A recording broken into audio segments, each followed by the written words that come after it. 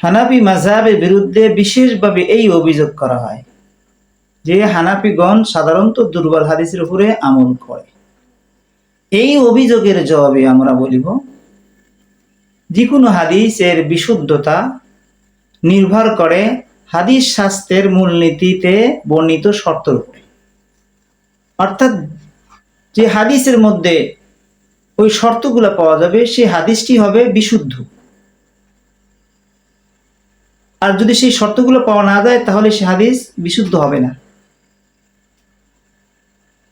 আমাদের মাঝে একটা ভুল ধারণা আছে যে বুখারী মুসলিম শরীফের মধ্যে কোনো হাদিস থাকলেই সেটা বিশুদ্ধ, আর যদি তা বুখারী মুসলিম শরীফের মধ্যে না থাকে তাহলে সেটা বিশুদ্ধ নয়।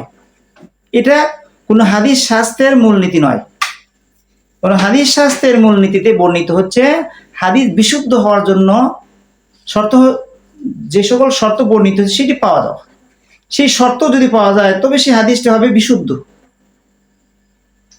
যেমন সিহাহ সিত্তার ষষ্ঠ স্থানের কিতাব গ্রন্থ হচ্ছে ইবনে মাজাহ শরীফ। ইবনে মাজাহ শরীফের মধ্যেও কোনো কোনো হাদিস এত উচ্চতরের সনদে বর্ণিত হয়েছে, যেরকম উচ্চতরের বর্ণিত হাদিসটি বুখারী মুসলিমের মধ্যে কি হয়নি, বর্ণিত হয়নি। তো এই কথা মাথায় রেখে কেউ যদি বিচার করে তাহলে হানাফি মাযহাবের বিরুদ্ধে যে অভিযোগ করা হয়েছে সে অভিযোগ শেষ হয়ে যাবে তার কাছে। অভিযোগের যে অভিযোগটা যে বিদ্বেষমূলক অভিযোগ এটি ফল হয়ে যাবে। এটা এক বিষয়। আরেকটি বিষয় হচ্ছে মুজতাহিদ ইমামগণের মধ্যে পরস্পর যে মত পার্থক্যর শত শত রূপ ইলমে ফিকহের কিতাবের মধ্যে আমরা দেখতে পাই। এর প্রধান কারণ হচ্ছে প্রত্যেক মুজতাহিদ ইমাম তার প্রমাণ হাদিস পেশ করা ভিন্ন পদ্ধতি এবং সে হাদিস থেকে মাসআলা গ্রহণ করার নিয়ম নীতি ভিন্ন ভিন্ন। অর্থাৎ কোন একটি মাসআলার সাথে যদি বিরোধপূর্ণ কয়েকটা হাদিস বর্ণিত হয় তাহলে এর সমাধানে কোন এক মুজতাহিদ এই সকল হাদিস সমূহের মধ্যে সর্বোচ্চ স্তরের সনদে, বিশুদ্ধ সনদে যে হাদিসটি বর্ণিত সেটাকে গ্রহণ করেন, আর এর বিপরীত যেটা সেটাকে সে বর্জন করেন। আর কোনো কোনো ফকিহ মুজতাহিদ প্রত্যেকটা হাদিসের মাঝে এমন একটা ব্যাখ্যা দেন যার কারণে সকল হাদিসের মাঝে আমল করা সম্ভব হয় এবং ইখতিলাফটাও কি হয়ে যায়, দূর হয়ে যায়। আর কোনো কোনো ফকিহগণ এ সকল হাদিস এর মধ্যে ওই হাদিসের উপর আমল করে যে হাদিসের অনুকূলে কোনো সাহাবী বা তাবির আমল পাওয়া যায়। তো এক্ষেত্রে সাধারণত ইমাম আবু হানিফা রাহমাতুল্লাহি আলাইহি ওই সকল হাদিসের মাঝে ওই ব্যাখ্যা করার চেষ্টা করেন যেন সকল হাদিসের উপরে আমল হয়। তাই বলে কি তাকে দুর্বল হাদিসের উপরে আমল করে এটা বলা, এটার অভিযোগ করা যাবে? কখনোই নয়। এবং আরেকটি বিষয় হলো ইমাম আবু হানিফা রাহমাতুল্লাহি আলাইহি পর্যন্ত কোন একটা হাদিস বিশুদ্ধ সনদে পদ্ধতিতে পৌঁছেছে, তাই তিনি সেটাকে গ্রহণ করেছেন এবং সেই অনুপাতে তিনি আমল করেছেন। কিন্তু ওনার পরিবর্তে পরবর্তীতে সনদের মধ্যে কোন এক দুর্বল রাবি প্রবেশ করার কারণে হাদিসটি দুর্বলে পরিণত হয়েছে, যার কারণে পরবর্তী ইমামগণ সে হাদিস অনুযায়ী আমল করেনি। তো এতে কি ইমাম আবু হানিফা রাহমাতুল্লাহি আলাইহিকে এই অভিযোগ করা যাবে যে তিনি দুর্বল হাদিসের উপর আমল করেছেন? কারণ তিনি পর্যন্ত তো হাদিসটি বিশুদ্ধ সনদেই পৌঁছেছে, উনি তো সহিহ হাদিসের উপরেই আমল করেছেন। যেমন কোনো নালা দিয়ে পানি প্রবাহিত হচ্ছে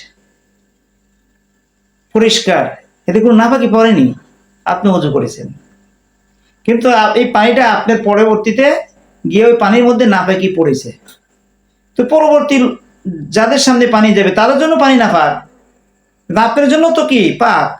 এখন পরবর্তীদের জন্য নাপাক বিদে আপনিও নাপাক পানি দেই অজু করেছেন, এই অভিযোগ যদি কেউ করে এটা কি ঠিক হবে?